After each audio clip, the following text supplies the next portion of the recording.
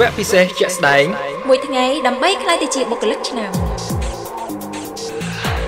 តើលោកអ្នកមានប្រសិទ្ធភាពខ្ពស់ក្នុងការបំពេញការងារដែរឬទេតើលោកអ្នកមានអារម្មណ៍តានតឹងធុញថប់នៅក្នុងការបំពេញការងារដែរឬទេតើលោកអ្នកមានការលំបាកក្នុងការធ្វើការជាមួយបុគ្គលិកដទៃទៀតនៅកន្លែងការងារដែរឬទេ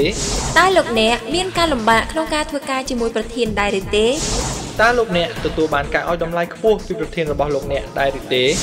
តើលោកអ្នកមានភាពយឺតយ៉ាវក្នុងការធ្វើឲ្យខ្លួនឯងឡើងតំណែងជាអ្នកដឹកនាំដែរឬទេតើលោកអ្នកចង់ដោះស្រាយបញ្ហាទាំងនេះឲ្យបានឆាប់រហ័សដែរឬទេ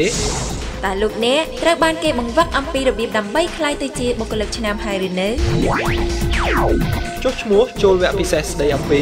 វិធីសាស្ត្រដើម្បីក្លាយទៅជាបុគ្គលិកឆ្នាំជាមួយលោកអមសេងបារ៉ាឥឡូវនេះដើម្បីធ្វើឲ្យជីវិតកាន់តែប្រសើរឡើងធានាថាពិតជាពេញចិត្តមិនពេញចិត្តជូនថវិកាវិញ